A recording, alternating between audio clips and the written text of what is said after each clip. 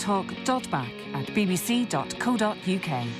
Let's move back to domestic politics. Keir Starmer warning that the UK risks becoming an island of strangers. Interesting expression, that, isn't it? Especially given that the UK is more than one island. Has he forgotten that Northern Ireland exists? But there you are. An island of strangers. Yesterday, the Prime Minister laid out some of the toughest rules in recent times to crack down on different kinds of immigration. Some of those rules include, for example, making it harder to get British citizenship, a longer period of time to do so, tightening English language requirements. For example, migrants will now, according to this proposal, have to live in the UK for 10 years before being eligible for citizenship. They will have to commit to learning to speak the English language. Well, Andrew Eborn is with us, broadcaster and international lawyer. The Boris wave, that's now the technical term for this, Andrew.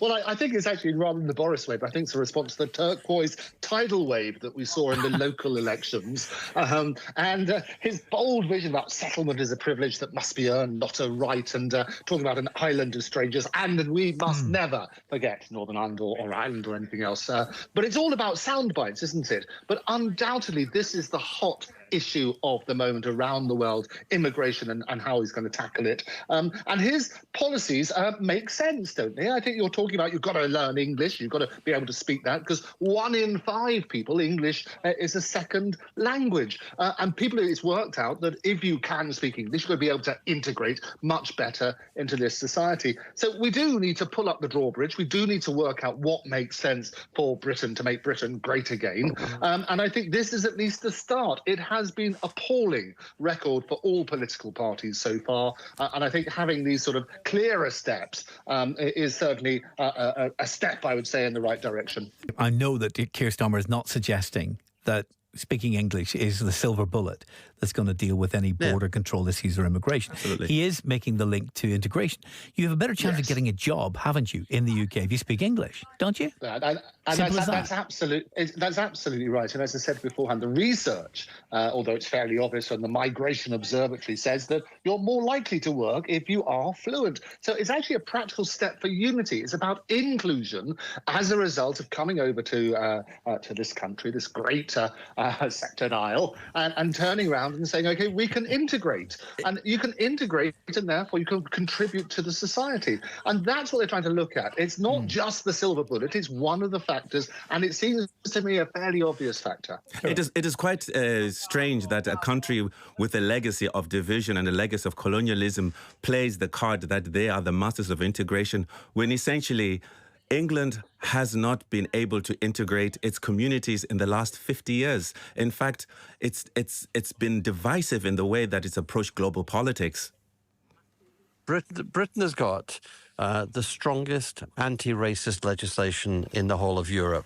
Give that as a starter. And secondly, London is a global success because it is a properly integrated integrated city, and our country thrives at its best when it's at its most multicultural and multiracial. Is London, but in the end, is London a fully integrated city? Oh, London's a glorious... In my view, it is, yeah. You agree with that, Andrew?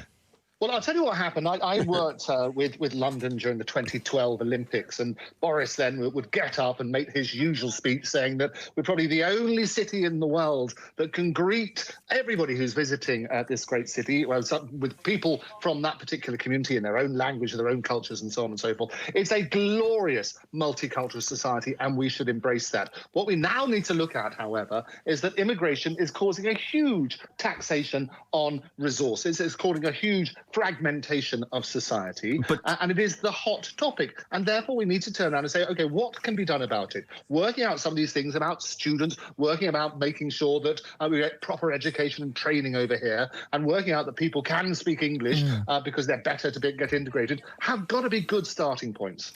Essentially, those people who are coming here to work here already, most of them speak English. To even go through that process, they already speak English. Some level of English, yeah. Not only some level of Well, English. then it shouldn't be a problem. It isn't a problem. This actually has no relevance whatsoever to the people who are coming to work in the UK because they already speak English. The majority of the people in the hospitals or being employed, by the time they go through the process of filling in that application, they've already proved that they can speak English. The Queen's English. It's only that these... Do you think this is just gesture politics? This is gesture politics. This is about gesture that's what you mean rather than dog whistle. I get it. Gesture politics, Andrew. Well, I think it's, and Nigel Farage and lots of people come back with a typical response and they're saying they're playing catch-up. I think the general policy, and basically Starmer previously said, well, all immigration policies are racist by their very nature. But what he also said is that this immigration plan is we decide who comes to this country. It delivers fairness, integration and control. I do think that it's the bold reset Britain needs for a stronger future. And I think, as I say, the language requirement is a good step. There are other things as well which need to be unpacked and looked at appropriately. But it's a step, so it's no longer just rhetoric, but action. Can you imagine what your life here, Tura, would be if you didn't have English? Do you know, you would have a less integrated life, wouldn't you, with the people around you? I understand what it is like for people who don't speak Gaelic as well. They don't fully experience this country like the way it can be experienced with Gaelic. We have to ask ourselves, what